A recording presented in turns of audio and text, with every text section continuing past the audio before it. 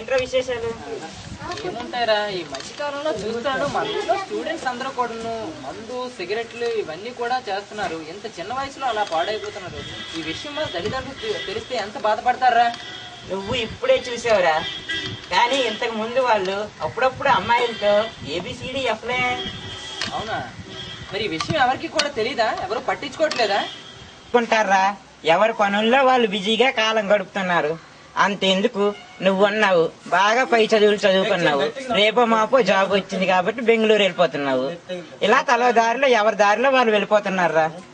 నిజమేరా, ఇంత చదువు చదివి నా గ్రామానికి నేను సేవ చేయకుండా వేరే సిటీ వెళ్ళి సేవ చేయడం నాకు నచ్చలేదురా. అందుగురించే నేను జాబ్కి వెళ్ళనురా. ఒరేయ్, నేను ఏదో జోక్ గా అన్నాను రా, నువ్వేం ఫీల్ కాకరా. నేను జాబ్కి వెళ్ళనురా. ఏదైనా మన గ్రామం తర్వాతేనరా. నీలా అందరూ ఆలోచిస్తే మన ఇండియా ఎప్పుడో ప్రపంచాన్ని శాసించే శక్తిగా ఎదిగేదిరా. రానా కూర్చో. ఏమి ఇంకా బయలుదేరడం లేదా? ఎక్కడికి నాన్న? జాబుకు నానా, టైం అయిపోయింది కదా. లేదు నాన్న, వెళ్ళట్లేదు. ఏమి? చదువు అనేది సంస్కారాన్ని నేర్పింది, మీ ప్రేమ అనేది సంస్కారాన్ని పెంచింది నాన్న.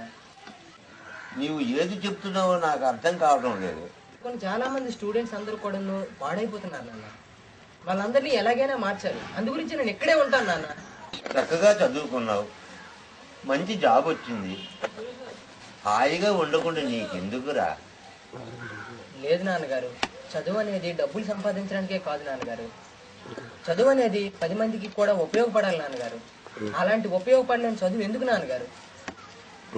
సరే, నీ ఇష్ట ప్రకారమే. కానీ సరే, తెలుసుకునే వయసు వచ్చింది. ఏది మంచో ఏది చెడో నీకు తెలుసు. అది నీ ఇష్ట ప్రకారమే. కానీ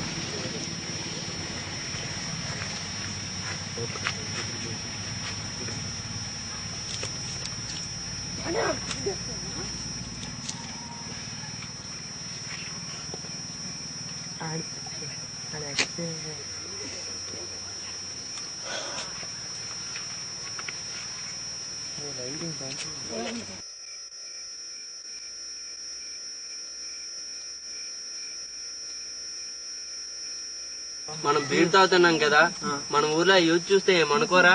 ఒరే, నీకు విషయం తెలీదా? ఆంటీ లేని కోన్లీ, సిమ్ లేని మొబైల్, ఫిగర్ లేని క్యాంపు, కిస్ లేని రొమాన్స్, బీర్ కొట్టని యూత్ ఉండర్రా. అన్నా, నువ్వు ఎంత ఎదిగిపోయావన్నా. కూర్చో. ఒరే, ఎదగవలసిన టైం ముందు ముందు ఉందిరా. కొట్టండి రే, తాగండి. కేకన్నా నువ్వు. మీ చదువులు ఎంతవరకు వచ్చారా అన్నా? బైక్ ఉంటే తిరగాలని ఉంది, లవర్ ఉంటే మాట్లాడలేని ఉంది, బీరుంటే తాగాలని ఉంది, కానీ దీని అబ్బా జీవితం కానీ బుక్ ఉంటే చదవాలని మంచిలేదన్నా.